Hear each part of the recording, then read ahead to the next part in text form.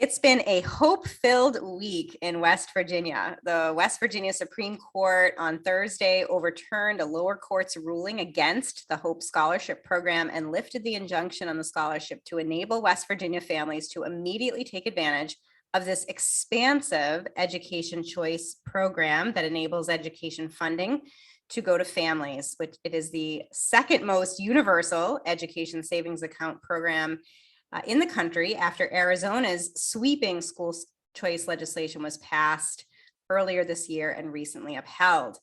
Jamie Buckland is a homeschooling mom and the West Virginia Families United for Education, West Virginia FEW founder, who has been a longtime advocate of education choice in West Virginia, providing families with all kinds of options, and an advocate of the Hope Scholarship.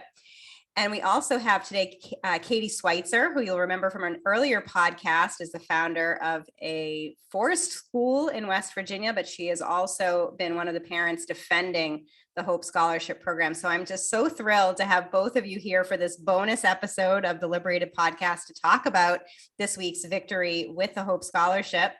And Jamie, let's start with you, because your entire organization, the West Virginia FEW, Families United for Education, really developed and expanded because of your focus on and commitment to education choice in West Virginia. Maybe you can tell us a little bit about your background and how West Virginia FEW came to be.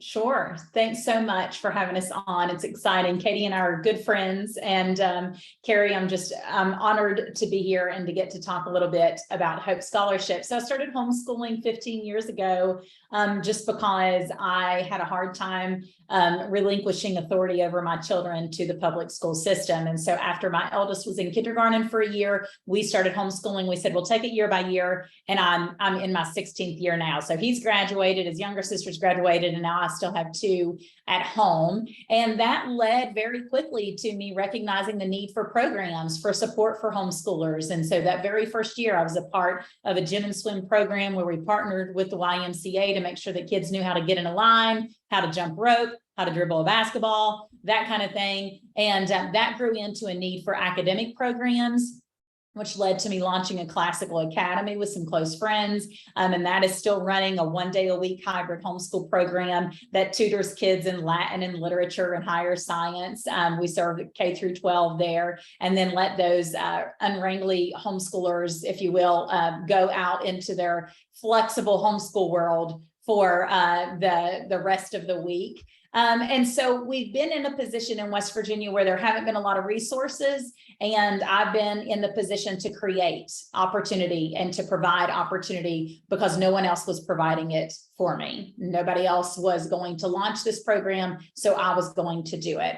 And so I got acquainted with the folks at the Cardinal Institute in 2019 when they started making some noise about charter school and ESA, and asked their executive director, Garrett Ballingy, to give me his best arguments for school choice. I was a true skeptic.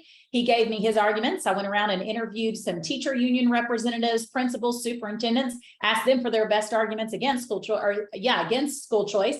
And then at the end of the day, the arguments for it just outweighed the arguments against it. And I really saw this opportunity to provide a vehicle for resources for families who couldn't choose private or homeschool in their current situation. And so when I found out that Hope Scholarship passed in 2021, what I saw is that it had great potential to be a catalyst, to be a key to the transformation of K-12 education in the Mountain State. And that sounds kind of hokey and it sounds kind of big and visionary, but the reality is, in a state where resources are lacking, this really is going to provide the vehicle that we need to see innovation, entrepreneurship just explode. And that's what we're ready for. So exciting and great to see the work that's already underway through your organization to connect families to available resources and to really catalyze education, entrepreneurship, and innovation throughout the state of West Virginia.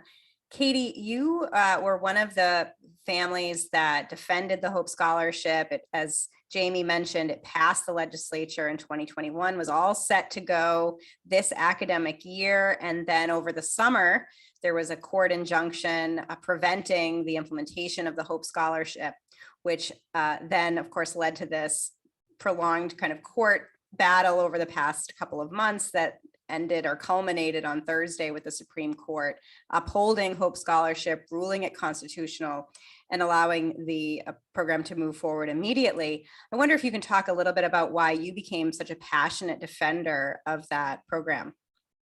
Well, so it was also Garrett at the Cardinal Institute who approached me about possibly having the Institute for Justice represent us, because Garrett was aware of our story. I have 4 children, you may recall, and my second child, my daughter, has a motor neurological disorder called apraxia of speech, or childhood apraxia of speech.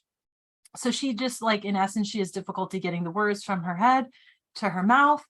And we discovered during the pandemic that she also has some challenges with auditory processing, particularly like if there's a lot of people talking around her or if their mouths are covered with masks.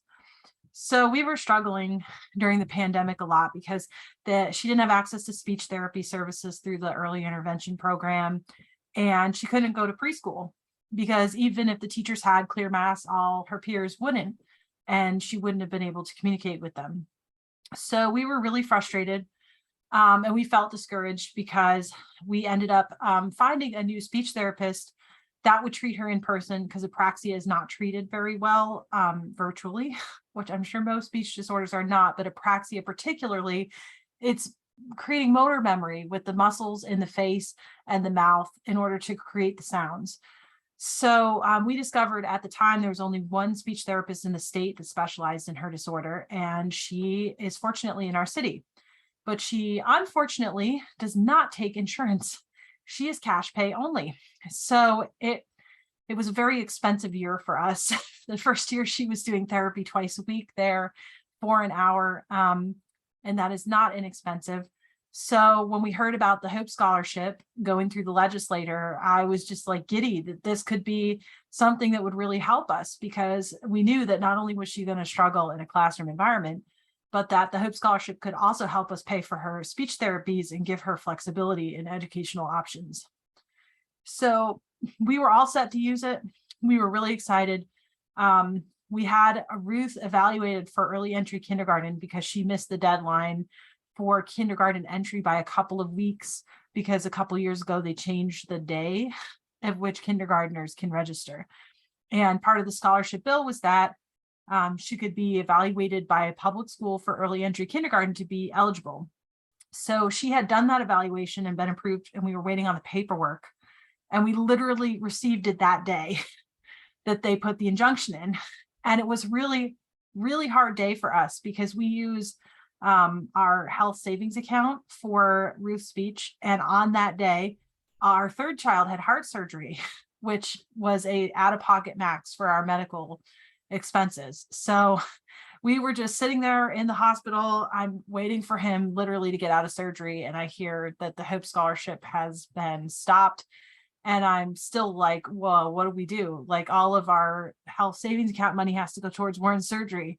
So all fall, we've been paying her really out of pocket without even like pre-tax dollars.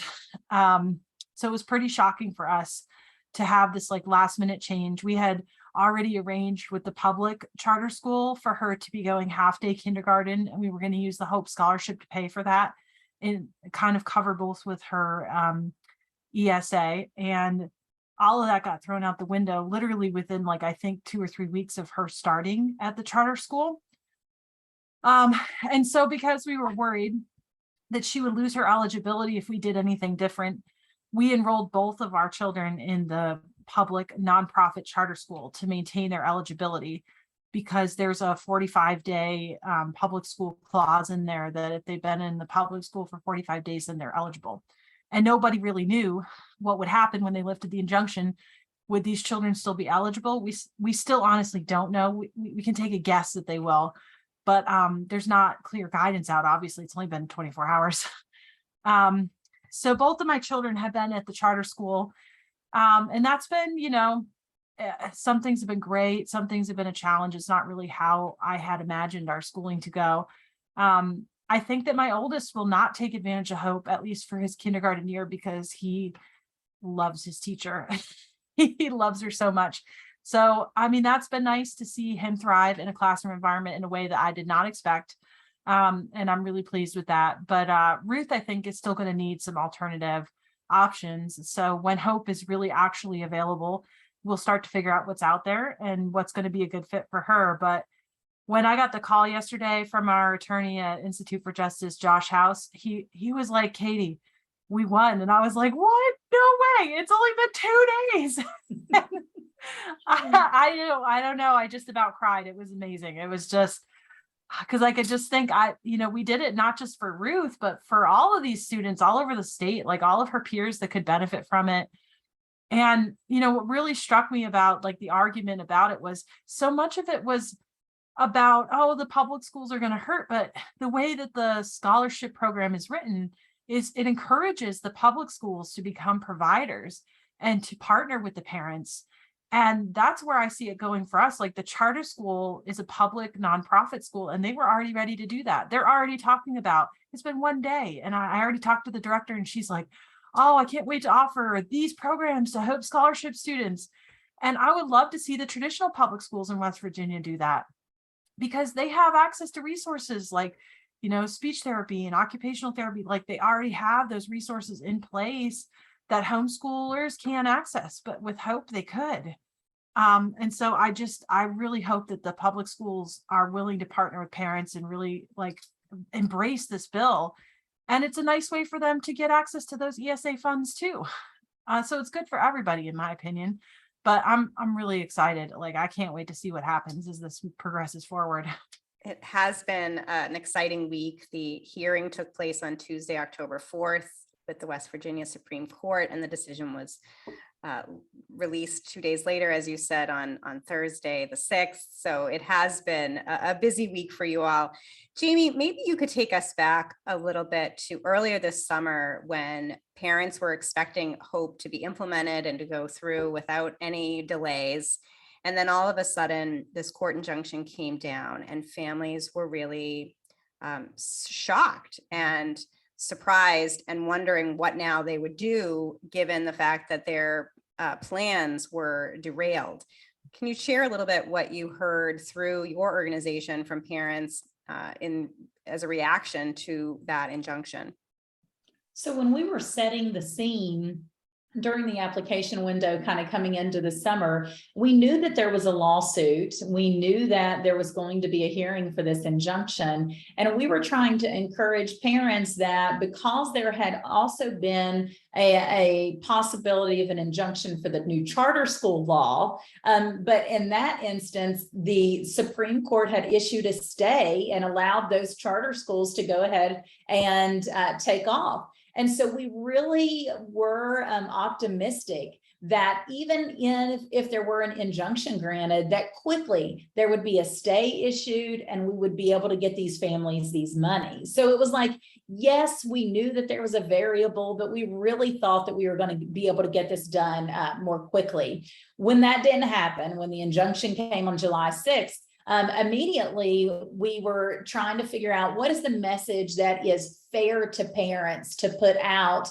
We don't want to create chaos and we don't want to make them think that all hope is lost, literally. But at the same time, we need to acknowledge that they now had a plan A that is not something that's going to be in the bag. And so how do we come alongside them and say, okay, now what is the plan B and what are those options? And what has been unique about my place in this, right? Like Katie and I are dear friends. We talk quite a bit and we talk a lot about what roles we have. I was asked early on to consider being a part of that lawsuit. And I just knew that my story was not the story that they needed to truly represent the families of West Virginia. And Katie's family absolutely fits that role so well. And she fought so well for us and with the Institute for Justice. But I knew that my skill set as being an entrepreneur in West Virginia for 15 years and building out these educational programs and understanding understanding how homeschool law works and how exemptions work, I knew that what my role would be with our organization is to find out, what do these families need? What are their options? Do they need in-person care? Are they okay with keeping their children at home? If they want to keep their children at home, do they want to be the full-time instructor? They really needed access to an expert, if you will, to do like this flow chart kind of Q&A with them to figure out what their alternatives were. And that is what we did. We worked with hundreds of families to help them identify their best option for their children, and then work to help them get enrolled, whether it was a virtual charter or open enrollment. We had a couple of families that we were successful in getting placed in schools that they're not zoned to attend. So that's always exciting to me, because that just shows the progress that we've made in West Virginia. And so now what are we going to do? We're going to try to figure out, like, when is this money going to be available, and what is that next best option? And part of our work is identifying the information. We do not want parents on the scavenger hunt alone. We don't think that is their role. They do not have the time and the effort and the energy to be on the scavenger hunt. And that's where the few comes in. So exciting. So Katie, you are also an education entrepreneur. You run a forest school, although the forest school is not eligible for Hope because it works mainly with younger children, not school-age children, and not something that you would want to be involved with the Hope Scholarship. So Hope for you was much more of a personal goal, or a personal program that would help find the right educational fit for your children, and especially your daughter, Ruth. But I wonder if you can talk a little bit about how you think now the activation of Hope will lead to greater education, entrepreneurship, and innovative learning models like yours elsewhere throughout the state of West Virginia. I'm really excited to see what happens, because I think we're going to get lots of educational entrepreneurs in West Virginia, and it's going to be amazing, especially for kids that are low income or minority, or are struggling socially in school for whatever reason, or their special needs, and they just need like a smaller classroom environment. All these micro schools and different like co-op opportunities. I mean, I wish I had access to that as a kid. I think that my life would have been way different, and my confidence coming into adulthood and my social skills would have been a lot better in a realistic environment. I feel like the traditional classroom environment is not right for every child, and especially kids that are not neurotypical, or they just need, a little bit more social help. Boy, you could really do a lot with kids like that in a small classroom environment, or, home environment where they're more comfortable and they can really bloom and thrive in confidence. I just can't wait to see what happens. I can't wait to see who comes here, who is here, and make something new. It's going to be West Virginia is going to be the leader. I know it. We're making it happen. Jamie and we're just going to come in here and invite everybody. Come to West Virginia, see how beautiful our state is, see how wonderful our families are, see how well we're going to work with you to make sure that you can help our families thrive. I can't wait. It's going to be amazing. I do hope that West Virginia does become a hub of education, entrepreneurship, and schooling options, education choice for families. We've seen some of that already happening, of course, in Arizona with their universal education savings account. It becomes attractive to education entrepreneurs across the country to begin to hang up a shingle in the state of Arizona. And I think the same will be true for West Virginia. But Jamie, I wonder if you can talk about this kind of initial gap between supply and demand, right? There's now a lot of demand from parents for the Hope Scholarship Program who are looking for schooling alternatives or other kinds of education choices for their families, but there may not currently be that supply. There may not currently on the ground be those education entrepreneurs there yet. What do you think is the best strategy for encouraging more education entrepreneurship in West Virginia? Yeah, we definitely have some barriers that we need to consider, and we have some obstacles in our way. So 55 counties in West Virginia, and out of 12 of those 55 do not have a private school. And so if you are a family that needs in-person custodial care for your school week, then if you're in those 12 counties, it's the public school. That is your option, and that's it. So what we're trying to do is help capture the families that are in those counties that are interested in an alternative, and then be able to provide our interested providers, if you will, kind of this picture of where should you maybe consider coming to the state, where you're going to have some adoption of Hope Scholarship.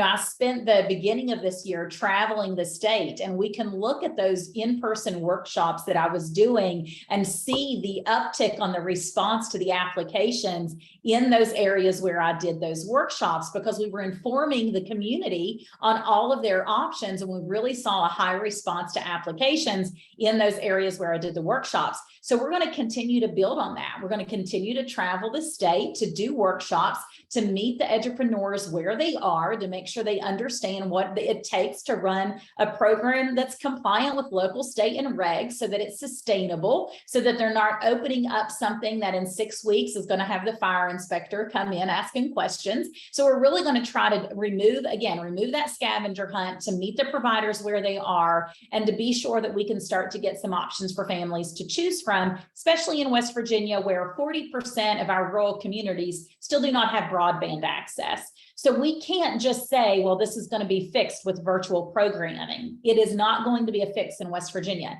In-person care, our families are clear, they need in-person care. And so we're really going to be meeting these people where they are and figuring out how to find them buildings, where can they host children, and how can we equip them to go ahead and start meeting the needs of the families. And are you seeing that already, Jamie? I mean, are you seeing this energy and enthusiasm, even sort of homegrown entrepreneurship, people who really are excited about this and said, I think now is my moment to be an entrepreneur? Absolutely, because for some of them, so over these last 11 months that I've been in the field, if you will, in this space, I mean, dozens of individuals that I have connected with who just had an idea. They had an idea. Well, what if we met at the park for 2 days? And then it was evolving into, well, what if we actually helped them with math instruction?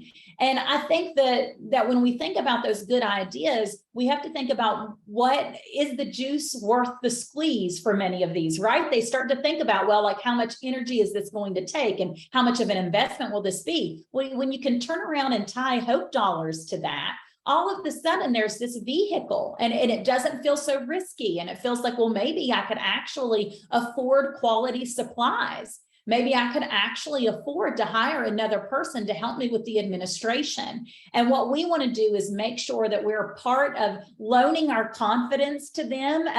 For me and for Katie, we've been running these programs. So if we need to loan our confidence to them and say, you can do this, that support, helping them with handbooks, all of that administration stuff that just takes so much time. The Few has downloadable free templates where you can have a handbook, a registration form, safety precautions, all of that already spelled out. So really trying to figure out what would keep them from being fully ready to serve students, and how can we come alongside and address that. But we're absolutely seeing the interest already. So exciting.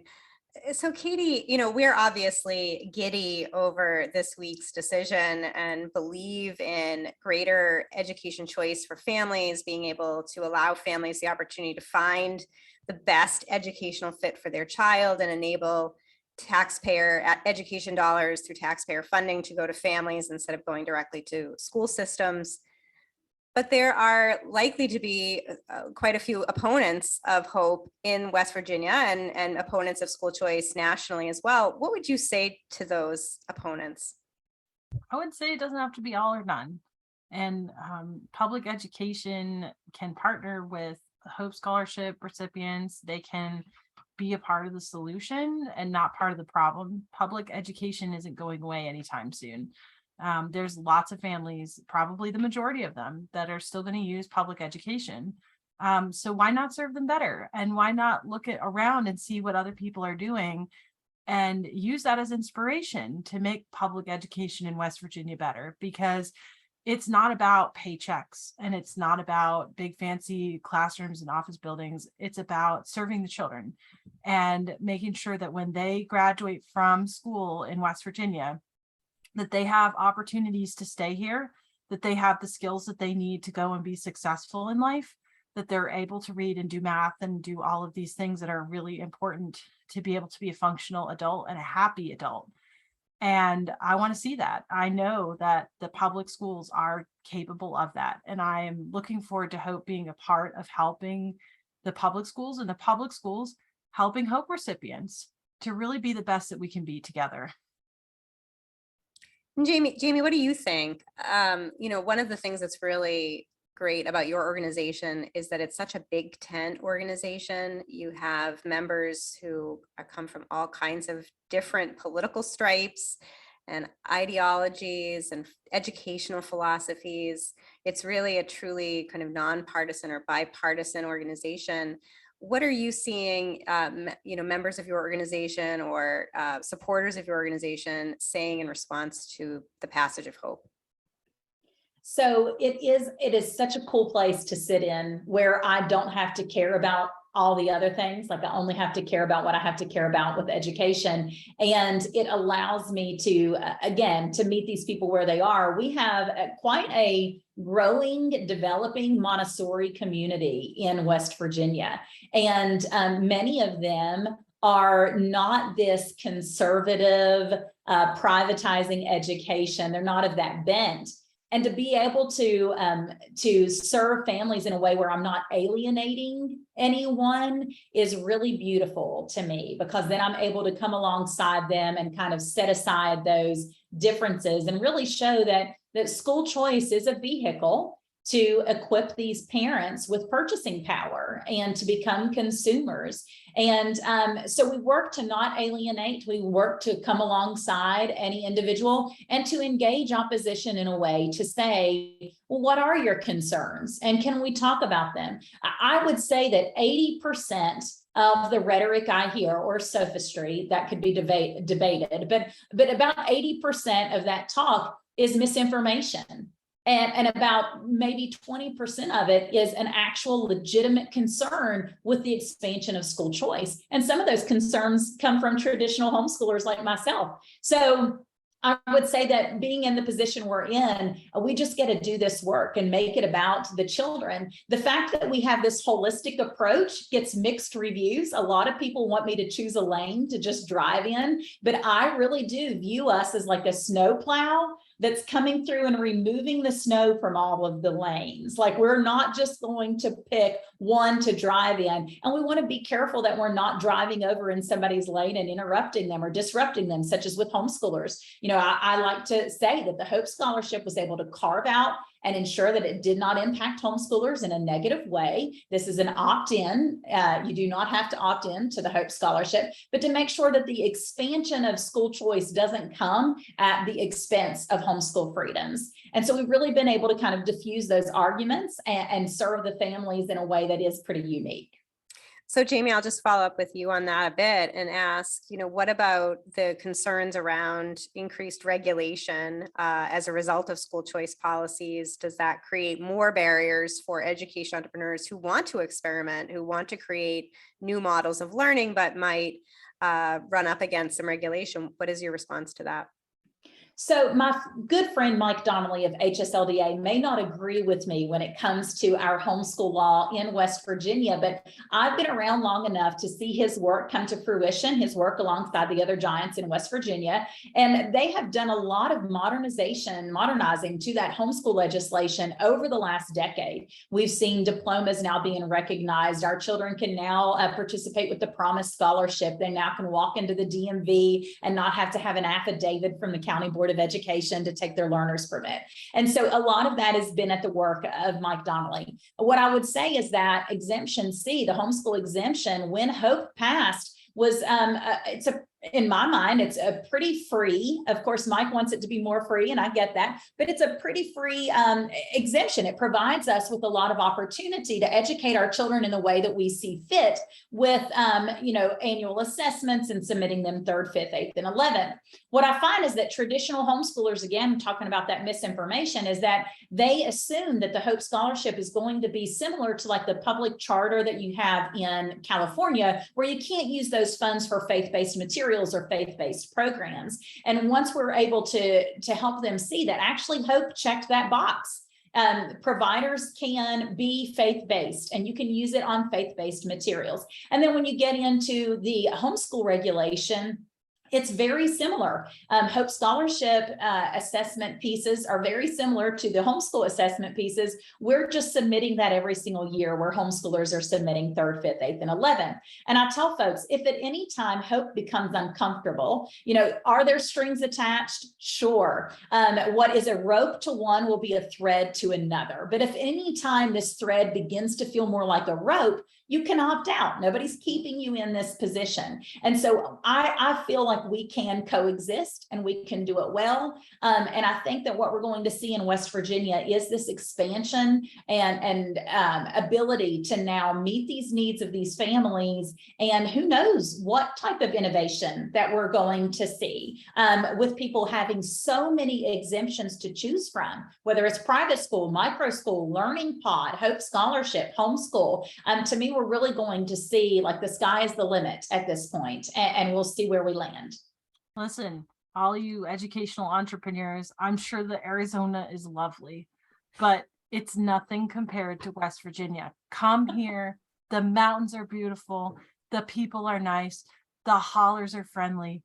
Come to West Virginia. Forget about Arizona. Like, I know Jenny Clark is really nice out there, but you could tell her West Virginia, you can't compete with it. I lived in 7 states and it is absolutely the most lovely in the nation. And I will say to that point, we do have a team from Miami, Florida, that came up here into West Virginia and saw the potential in Montgomery, West Virginia, and built a private school. And the founder of that organization, it's My Life, My Power, the founder of that organization donated and covered the scholarships for 25 students so that they could go ahead and have their year this year when the injunction was placed on Hope Scholarship.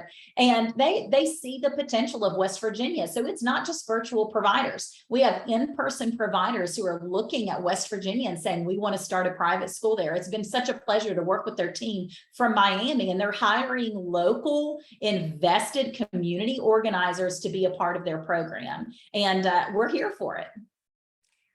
Well, I love this idea of states competing to have the most choice and the most educational freedom. And it'll be great to see Arizona and West Virginia go head to head on that. Katie, you mentioned Jenny Clark, who runs loveyourschool.org in Arizona, doing phenomenal work there to encourage education, entrepreneurship, and expanded choice, and more to come, of course, now in West Virginia. So, Katie, I want to ask you, 5 years from now, what do you see education like in your state? Completely different than what it is today. And I think all the schools are going to get better. I think you're going to have lots of new public nonprofit charter schools run by local people. You're going to have tons of virtual options. You're going to have micro schools and learning pods and co-ops. And I think that the traditional public schools are going to be better. They're going to be performing better. The parents are going to be happier with them. The teachers are going to be happier at their jobs. And I really believe that this is what's going to happen. I think it's going to be great. Jamie, what about you? What do you see as the future of education in West Virginia? I see us infiltrating the state. We're not going to creep around this. This is not going to be a tiny effort. I truly see us disrupting the system in very powerful ways to show the rest of the nation that West Virginia cannot be underestimated. And our people are good people, and we have grit like no one else. And I feel like what we're going to see is families demanding a quality service. And now they have the investment, they have the buy-in, because if their provider is not meeting their needs, they can take their hope dollars elsewhere. And to follow up with what Katie said, I think we're going to see that in the public schools. I've already heard that. I've met with public school administrators who say, look, we're bringing our A game because we are now competing for students. Amazing. So, Jamie, if our listeners want to get in touch with you and find out what's happening in West Virginia in terms of these expanded choices, what's the best way for them to find and follow you? I'm embarrassingly easy to find on socials. Jamie Buckland. Our organization is West Virginia Families United for Education, the West Virginia FEW. You can email me at jamie@wvfue.org. We do have a website. It is embarrassing, www.wvfue.org. It should say more to come. We're working on it, but we've been so busy on the ground, we've not been able to invest the time into it, but it's coming.